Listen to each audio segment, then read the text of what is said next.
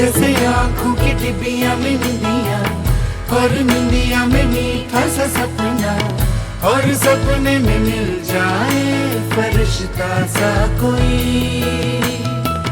जैसे रंगों भरी पिचकारी, जैसे तितलियां फूलों की क्यारी, जैसे बिना मतलब का प्यारा रिश्ता हो कोई। नमस्कार दोस्तों, मेरा नाम डॉक्टर शुभम महाजन है और मैं एक फिजियोथेरेपिस्ट हूँ।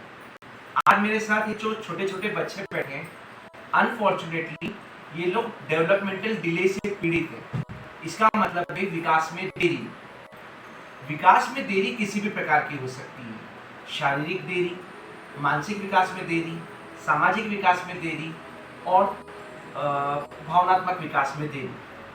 तो विकास में देरी का मतलब ये होता है कि इस उम्र के जो नॉर्मल बच्चे हैं उनमें जो जो चीज़ें आनी चाहिए उनके कंपैरिजन में इन बच्चों में उतना विकास नहीं हो पाया है। तो विकास में देरी होने के 3 प्रमुख कारण हैं: प्रीनेटल, पेरीनेटल और पोस्टनेटल।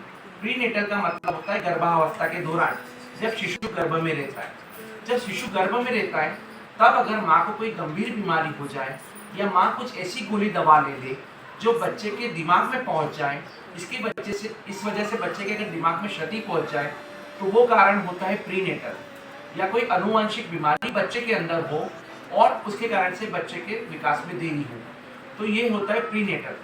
सेकंड होता है पेरीनेटल। पेरीनेटल का मतलब होता है जन्म के समय। अगर जन्म के समय किसी प्रकार की कोई ट्रॉमा हो जाए, कोई इंजरी हो जाए या बच्चा जन्म के समय सांस नहीं खींच पाए, वो कॉजेज होते हैं पेरीनेटल। देखिए, जन्म के समय सांस खींचना ये कंफर्म कर देता है, बच्चे का ये रोना कंफर्म कर देता है कि बच्चे ने अपने फेफड़ों के थ्रू सांस खींच ली और अपने रक्त के थ्रू शरीर के हर अंगों में दिमाग में ऑक्सीजन को पहुंचा दिया।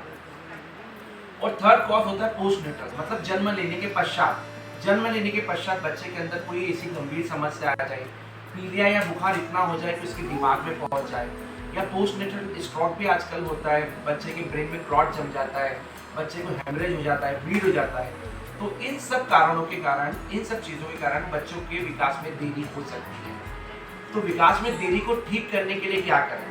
देखिए, जैसे ही अगर आपको ऐसा लगे कि आपका बच्चा समय से गर्दन को नहीं संभाल पा रहा है, समय से बैठ नहीं पा रहा है, समय से खड़ा नहीं हो पा रहा है, समय से चल नहीं पा रहा है, तो शीघ्र से शीघ्र अपने नियरेस्ट पीडियाट्रिशियन के पास में या बच्चों के डॉक्टर के पास में जाके मिले।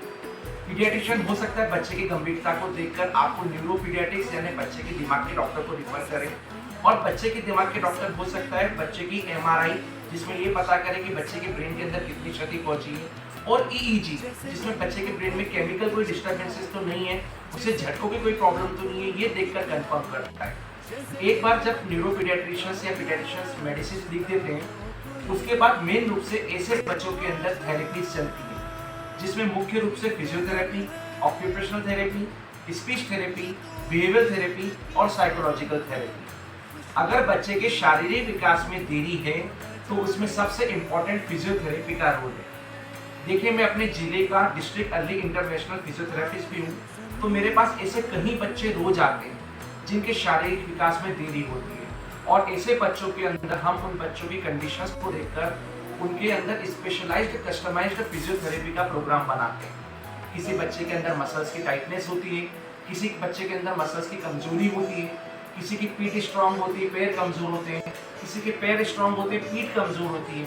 ऐसे हर बच्चों के अंदर अलग अलग परेशानियां आती हैं, और वैसी परेशानी को जज करने के बाद हम उनके लिए अलग अलग एक्सरसाइज का और रिहेबिलिटेशन का प्रोग्राम बनाते हैं। इसमें बच्चे के परिवारजन, उनके माता पिता, दादा दादी, नाना नानी और पूरे परिवार का सहयोग बहुत ज़रूरी होता है। क्योंकि फिजियोथेरेपी काफ़ी लंबे समय तक होती है, बच्चों के अंदर धीरे धीरे विकास आने लगता है, इसलिए बहुत ज़रूरी होता है कि जितनी जल्दी आप अपने डॉक्टर और फिजियोथेरेपिस्ट के पास जाएंगे उतनी जल्दी बच्चे को इंडिपेंडेंट बना सकें। एक बार बच्चे की उम्र 6 या 7 साल हो जाती है, जब उसके ब्रेन का ग्रोथ लगभग कंप्लीट हो जाता है, उसके बाद जो रिकवरी आने लगती है वो रिकवरी की प्रोसेस स्लो हो जाती है। तो बच्चे के अंदर हम जितना 6 या 7 उम्र के वर्ष के पहले जितना हम ग्रोथ दे सकते हैं, उतना बच्चों को फिजियोथेरेपी से और अन्य थेरेपी से विकास करवाने में मदद कीजिए। आप सब अपना बहुत बहुत ध्यान रखेगा, और अगर आपके आसपास या आपकी फैमिली में कहीं भी ऐसा बच्चा दिखे जिसके विकास में देरी हो रही है, जो समय से उसके कर्तव्य को नहीं कर पा रहा है, तो जल्द से जल्द अपने पीडियाट्रिशियन और फिजियोथेरेपिस्ट से जाके मिलिए। बहुत बहुत ध्यान रखिएगा। धन्यवाद।